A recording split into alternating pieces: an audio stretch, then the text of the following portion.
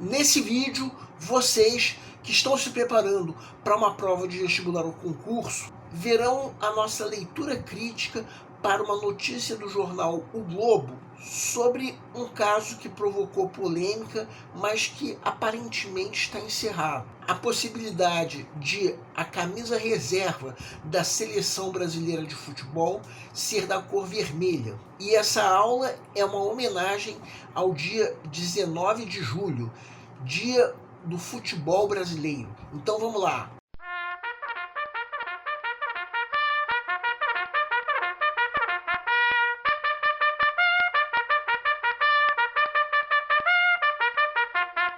Olá pessoal, eu sou o Pedro Brandão, professor de língua portuguesa formado pela PUC do Rio de Janeiro. Começa agora mais uma videoaula do nosso canal Português Papo Cabeça. Em primeiro lugar, inscreva-se no nosso canal para não perder nenhuma das nossas próximas videoaulas e ative o sininho para receber todas as notificações.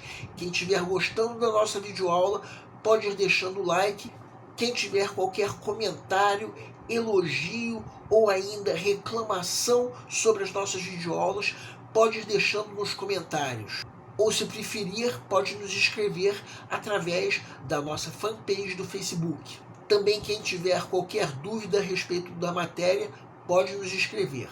Nessa aula, o nosso canal vai cumprir a missão de ensinar os recursos da nossa língua para que façam uma leitura adequada de textos que ajudam vocês a se manterem atualizados. No caso, a notícia de jornal, porque nós vamos fazer uma leitura crítica de uma notícia do jornal O Globo, publicada no começo do mês de maio. A aula é em homenagem ao Dia do Futebol Brasileiro, que vai ser comemorado no dia 19 de julho. No caso, a notícia que nós vamos comentar é sobre um fato que está quase caindo no esquecimento, provavelmente. Só que tem pouco mais de 2 meses, quando no início de maio desse ano foi cogitada a ideia de a seleção brasileira de futebol ter a cor vermelha no uniforme reserva. Um fato que gerou uma polêmica muito grande.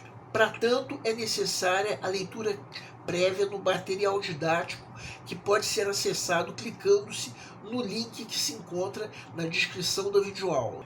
Para quem quiser conferir, o texto 1 é o texto completo da notícia, o texto 2 é a arte final da página em que a notícia foi publicada e o texto 3 é a arte final da primeira página da edição do jornal O Globo em que essa notícia foi publicada. Agora vamos supor que vocês já leram o material didático. Temos aí uma notícia sobre um fato recente. No começo de maio desse ano foi lançada uma proposta de mudança do uniforme reserva da seleção brasileira de futebol. A ideia seria incorporar nesse uniforme a cor vermelha, um fato que acabou gerando uma guerra política. Mas a notícia da polêmica veio em vários jornais desse país, inclusive no jornal O Globo. O que mais se via era pessoas contra esse uniforme vermelho. Então nós vamos fazer uma leitura crítica da notícia. Quem já viu outras videoaulas em que nós fazemos leituras críticas de notícias de jornal, sabe que na primeira fase nós fazemos perguntas sobre a notícia em si.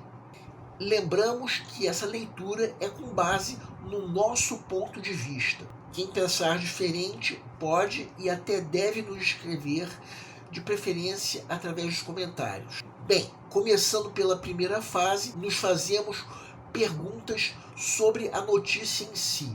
Segue um quadro. Vamos à primeira pergunta dessa primeira fase.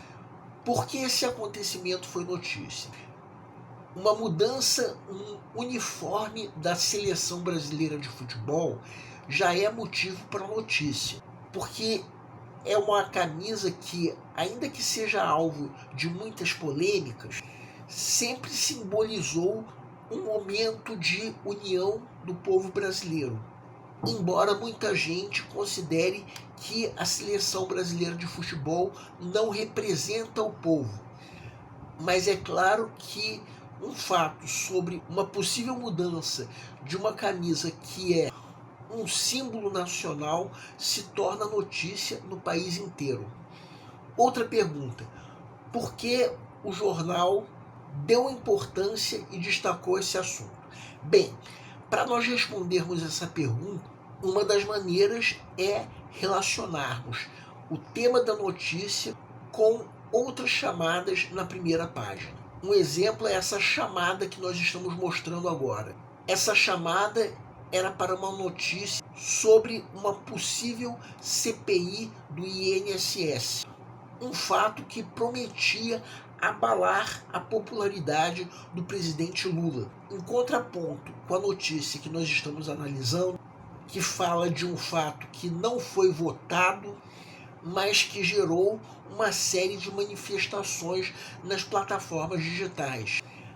A camisa vermelha de que nós estamos falando foi atacada por todos os políticos mencionados. E a guerra política mencionada no título foi, na verdade, o uso do fato como instrumento de promoção dos políticos, inclusive os políticos da base aliada do presidente Lula. Mais precisamente, Randolph Rodrigues, um político do PT. Mas essa base aliada estava contra a CPI.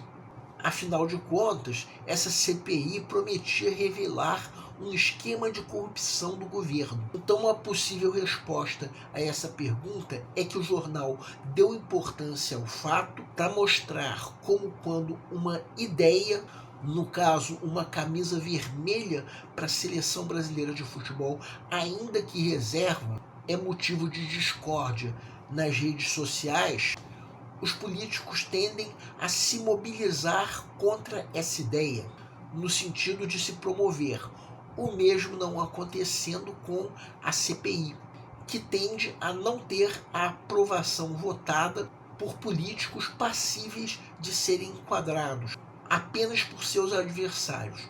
Outra pergunta: como o fato foi apresentado? Bem, não encontramos qualquer chamada para essa notícia na primeira página. Com isso, quem recebe o jornal em casa, por exemplo, se por acaso já estiver a par do fato, vai ter que descobrir onde a notícia está apresentada.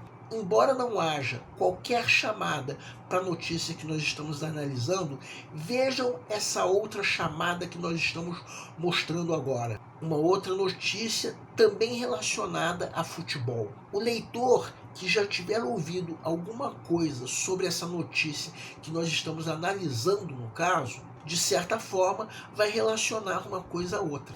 Só que a notícia que nós estamos analisando não vai ser encontrada na seção de esportes. Então, o máximo que nós podemos dizer é que a primeira página menciona o futebol, mas sem mencionar a notícia que nós estamos analisando.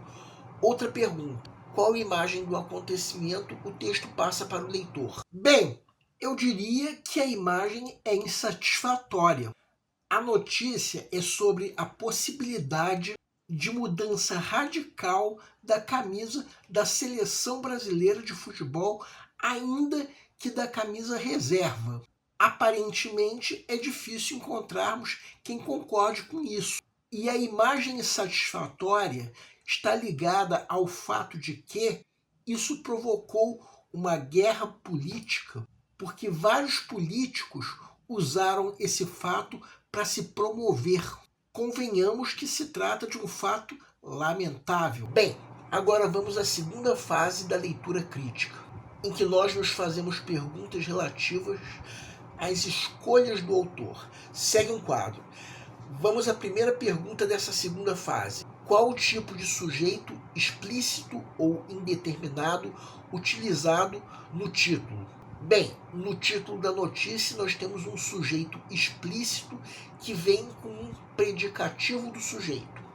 A guerra política que a notícia menciona, ou seja, a possível camisa vermelha da seleção brasileira como uniforme reserva, vira um motivo para a eclosão de uma onda de críticas entre os políticos, que usaram isso para se promover. Curioso é se nós ainda analisarmos o lead dessa notícia como um segundo título e avaliarmos nesse lead os dois sujeitos explícitos contidos. O título fala que a camisa vermelha da seleção virou uma guerra política que, pelo sentido do texto, é a onda de críticas ocorrida no meio político contra essa referida cor vermelha. Cada político estava usando a própria crítica à camisa vermelha para se promover.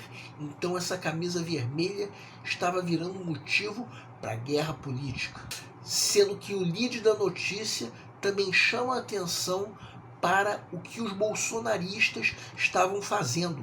Essa batalha cultural em que eles estavam apostando foi chamada de guerra cultural no texto da reportagem. Significa que a principal crítica contra a camisa, no caso a cor vermelha, foi usada pelos bolsonaristas como associação ao partido rival. Só que esse mesmo partido rival também estava reclamando contra a camisa. Agora outra pergunta: quem são os entrevistados? Bem, o primeiro entrevistado é o Instituto Quest, uma empresa de pesquisa. Depois, Romeu Zema, governador do estado de Minas Gerais pelo Novo. Depois, Eduardo Leite, governador do estado do Rio Grande do Sul pelo PSDB.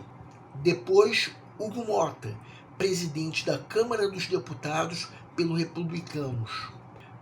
Depois, Randolph Rodrigues, líder do governo no Senado pelo PT. E, por fim, Michel German, historiador e professor da Universidade Federal do Rio de Janeiro. Agora outra pergunta: qual o tipo de discurso, direto ou indireto, utilizado pelo texto? Não se trata de uma pergunta muito relevante para essa notícia, mas no caso, o Instituto Quest foi o único entrevistado em que foi usado o discurso indireto.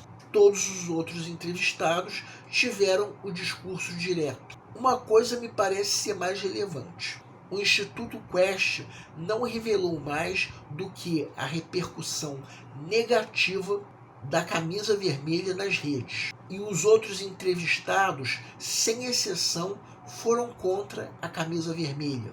Então essa reportagem foi de fato usada como instrumento de ataque ao uso da camisa vermelha.